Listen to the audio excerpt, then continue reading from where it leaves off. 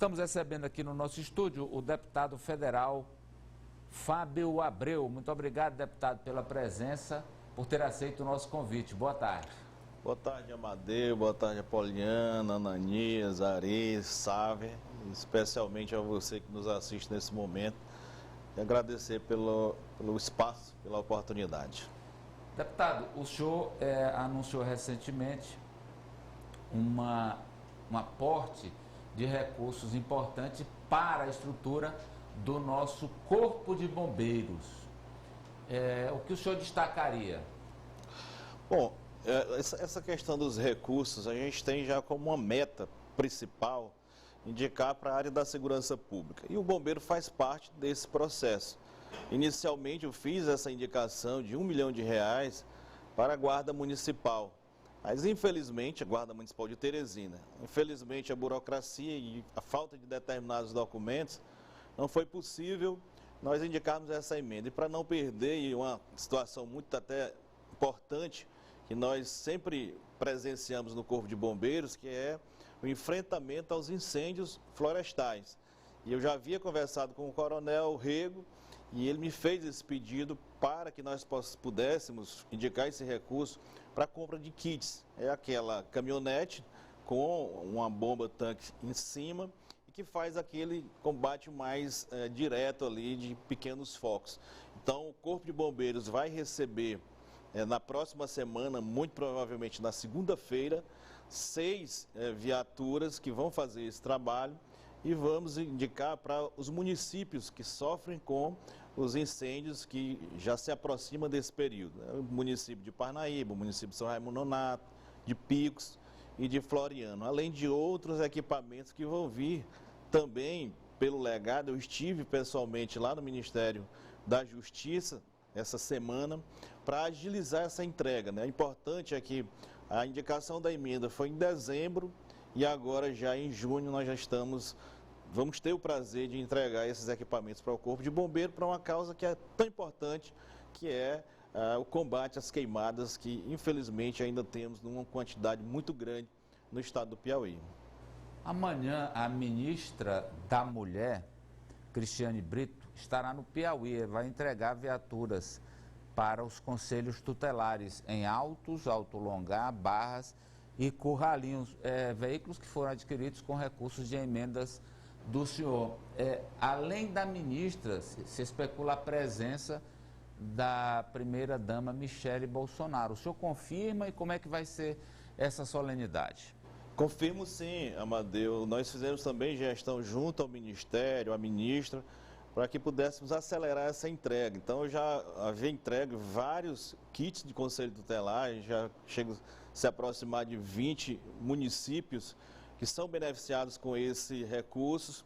E nós defendemos muito esses conselheiros, porque fazem parte de um processo e às vezes as pessoas não dão importância ao trabalho dos conselheiros tutelares. Os conselheiros tutelares, eles têm uma função associada à da própria polícia. Eu, várias vezes, quando estava na Rony, fui para ocorrências em que os conselheiros tutelares faziam a solicitação, iam até a Rony e eu dava carona para esses conselheiros, porque eles não tinham apoio para ir no próprio veículo. Então, vendo essa necessidade desde o primeiro momento, que ano a ano eu indico recurso para o Conselho Tutelar, aos conselhos tutelares de vários municípios, além desses que você citou. Nós temos aí, por exemplo, Nossa Senhora de Nazaré, São Miguel do Tapujo, Sigefredo Pacheco, Parnaguá, dentre outros municípios que nós indicamos esse recurso e que fomos buscar outros benefícios para essa classe, que no meu entendimento, o Conselho Tutelar tem que estar ligado diretamente ou ao Ministério da Justiça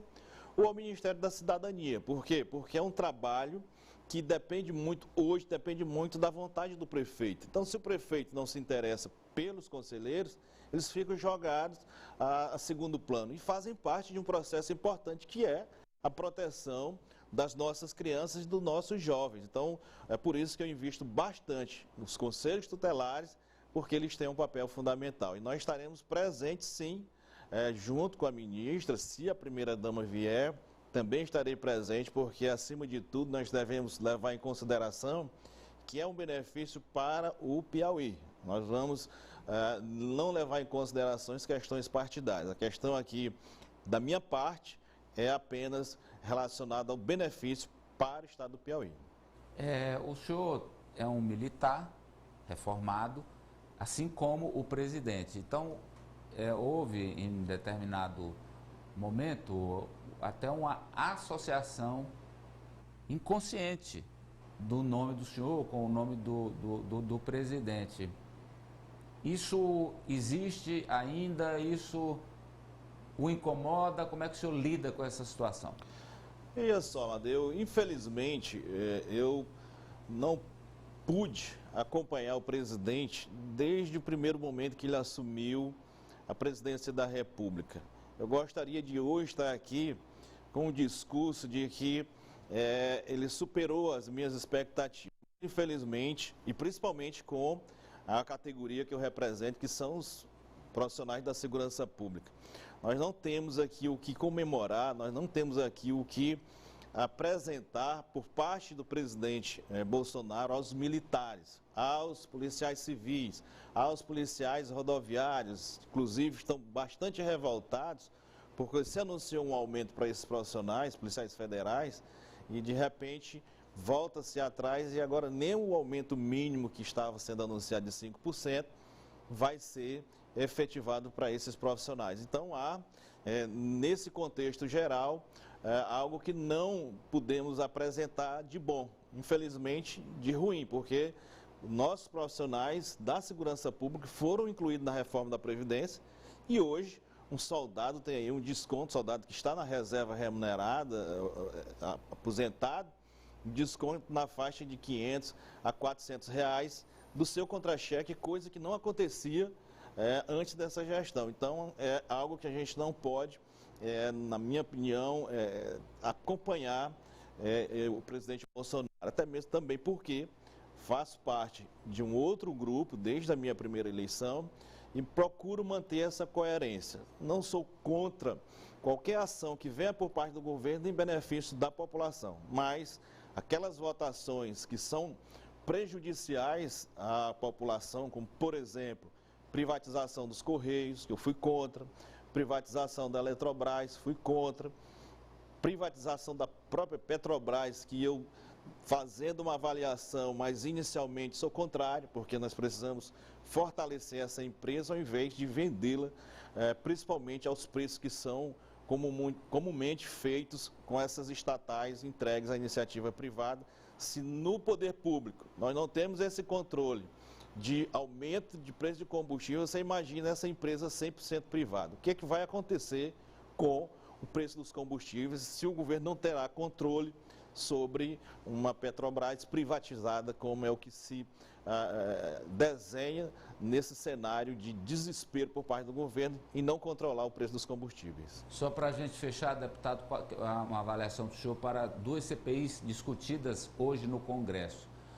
A CPI da Petrobras, mas hoje é a Câmara que está tratando, e a CPI do suposta corrupção na educação, essa na área do Senado. Avaliação do senhor. Duas CPIs totalmente diferentes, totalmente contrárias. Não assinei, nem vou assinar a CPI da Petrobras. Isso aí é questão de fazer uma avaliação e ver que essa CPI é apenas uma cortina de fumaça, é apenas tirar o foco do grande problema que a população passa. O governo tem que enfrentar esse problema. O governo federal não pode estar criando factoide, cria uma CPI para chamar a atenção da CPI e, de repente, com toda certeza, não vai resolver o problema, até mesmo porque qualquer dúvida, a CPI está dizendo o nome, é um inquérito. Então, se eu tenho um inquérito, é porque eu tenho que fazer uma investigação. Que investigação eu vou fazer na Petrobras que eu não possa ter acesso como presidente da República, se o presidente da empresa é indicado pelo presidente da República? O Conselho Fiscal todo é indicação do presidente. Então, qualquer dúvida que ele tenha quanto à formulação de preço, quanto a qualquer coisa dentro da Petrobras, ele pode tirar com uma simples reunião. Para que fazer uma CPI? Agora, a do MEC não. Tem muita coisa a ser esclarecida. As prisões que foram feitas, na minha opinião, é apenas o início de um processo.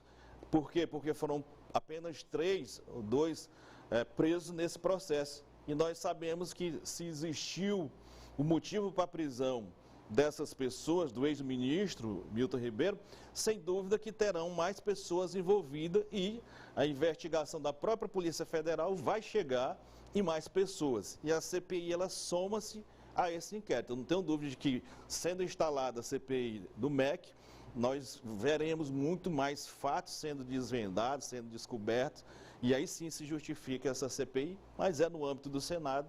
E eu acredito que essas assinaturas sejam, inclusive no dia de hoje, finalizadas, só falta uma, e é exatamente de um senador que representa a educação. Então, se ele representa a educação, ele tem o interesse do esclarecimento do que aconteça no Ministério da Educação, na área da educação, principalmente com tendências de desvio, de corrupção, que foram apontadas pela Polícia Federal.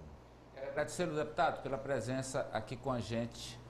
Eu que agradeço, Amadeu, estamos sempre à disposição para esclarecer para a população esse trabalho que a gente tem feito frente a esse mandato, dedicado a esse mandato, 24 horas, porque eu entendo que é essa a expectativa que a população tem do seu representante no parlamento.